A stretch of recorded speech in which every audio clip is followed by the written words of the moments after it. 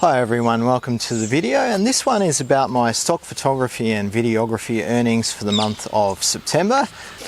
In my last video I went on an editorial stock photography shoot to the Hoek van Holland industrial port area in the Netherlands, and I took a range of photos of the shipping and the port and the industrial harbour of that area.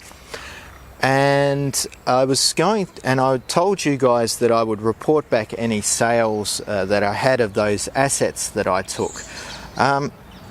Well, I'm happy to report that I've had one sale. While I was on the ferry going over from Hoek van Holland to the Maasvlakte industrial port, I took a photo of a power station, and I think it's a coal-fire industrial power station. And I'm happy to report that I sold that photo on Wirestock in this month, the month of October, where I'm recording this video. I just checked my Wirestock this morning just to see if there were any surprises, and I did see that I had sold one photo on Shutterstock for 22 cents of that coal-fire power station. So we have had, I'll just move a bit to the right there so the tree isn't sticking out of my head. And so I've had a bit of success with Wirestock, and while I was there I also noticed I made a 30-cent sale of some mannequins, shop mannequins that are wearing face masks on Wirestock as well, and that photo sold for 30 cents. And I made that photo during a day in the life stock photography shoot a couple of months ago, so if you want to check that video as well, I'll put it in the description. So a little bit of movement on Wirestock, and also I've noticed that all of my assets now, photos and videos, have been processed fully and accepted in the stock agencies that Wirestock has distributed those assets to. It took a long time to get started. I think it was 3 to 4 weeks before all of my photos and videos were actually with those stock agencies and on the market. So it's taken a long time to get the ball rolling, but I am seeing a little bit of progress with that. My strategy with Wirestock over the last month has been not to put all my eggs in the same basket.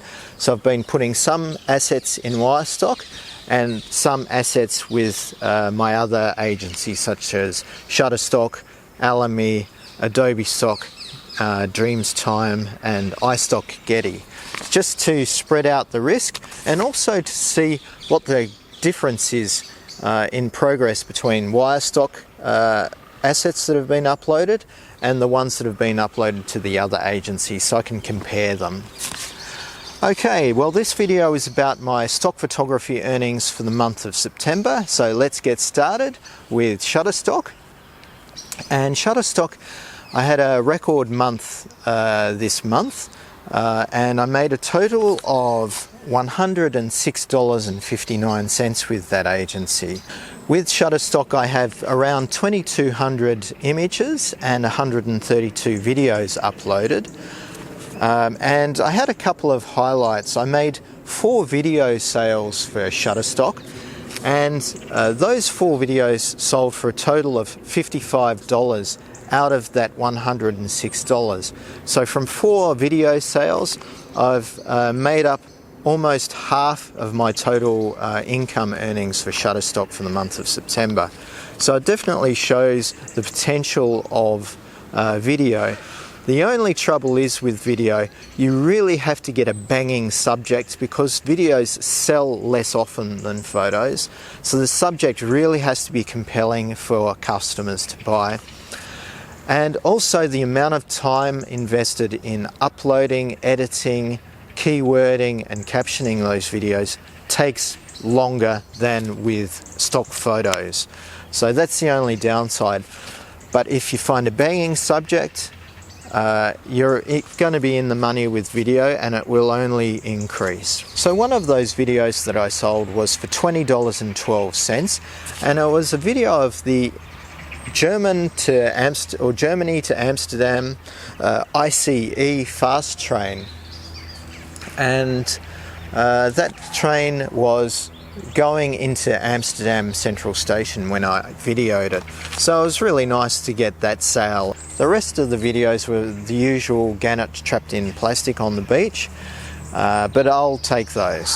I also sold a single photo. This dog's having a fight in the background there. I also sold a single photo for $23.44 of the gannet trapped in plastic. And I also sold an on-demand photo of the Richmond Bridge while I was in Tasmania a while ago.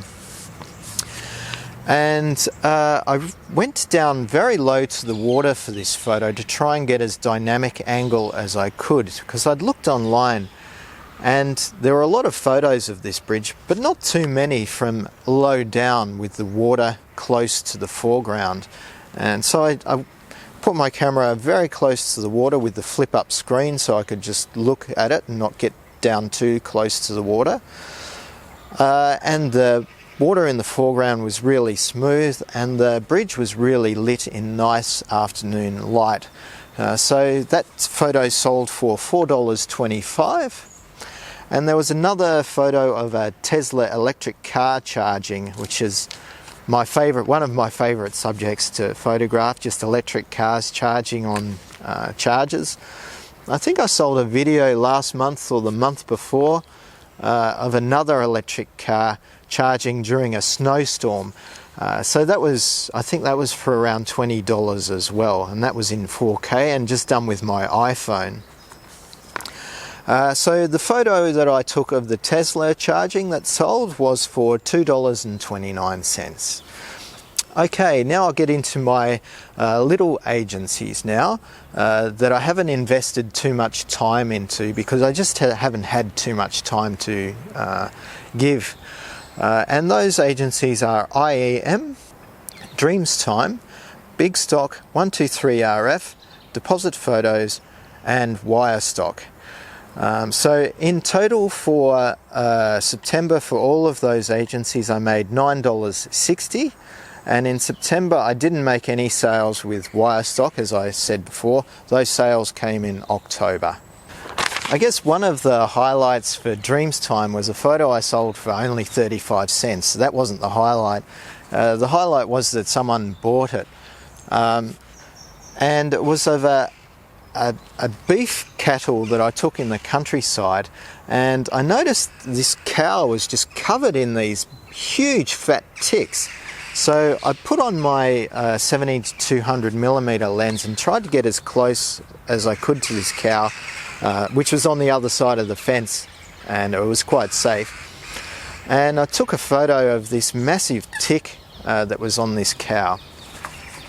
So the aim of the game with stock photography is to photograph and video what is unusual, well, for me anyway, what is unusual, as I find that most interesting as well, but I also see that a lot of the unusual sells, and what is rare. So I thought these massive ticks on these cattle was highly unusual, and I guess there's some agricultural publications out there that need images like that, because I guess these ticks do cause problems with livestock raising. Okay, now on to Adobe Stock. I've got 1,049 assets on Adobe Stock, and they're mostly commercial assets, and they're mostly photos as well, because I don't sell too many videos. And usually Adobe doesn't really sell editorial stuff to its customers who use their products. In total I made $39.37 with Adobe Stock in September, and most of that was made with just one sale of my favourite flower photo, the daffodils, which are taken at a low angle with the sky in the background. And that photo sold for $26.40. There was one other, I guess, highlight, which was a bit unusual. These little round silver batteries that people put in electronic devices that are not very big. And I think there's been an issue with kids swallowing them. I just had some lying around the house, so I put them on a white background, I think during an indoor stock photography shoot. and photographed those, and they sold twice, once for $1.76 and once for $1.80. So yeah, if I hadn't have sold that daffodil photo, Adobe Stock would have been a bit disappointing this month, but I got lucky. And now for iStockGetty, where I've got a similar amount of images, but I've got a lot more videos uploaded. But iStockGetty this month was very disappointing. I only made $5, which was pretty crazy because I usually make 2 or 3 times that every month. One of the highlights was of a photo that I took of a family walking on a wall, and they were in silhouette, and behind them was a big industrial area.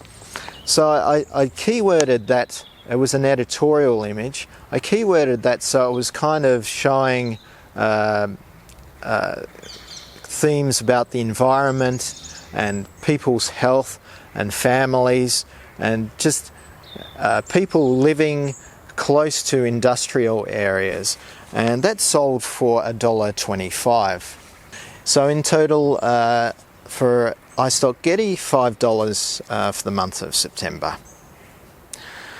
Okay, now with Pond 5, where I only upload videos now because I tried uploading photos but they just never sold, so I don't bother anymore.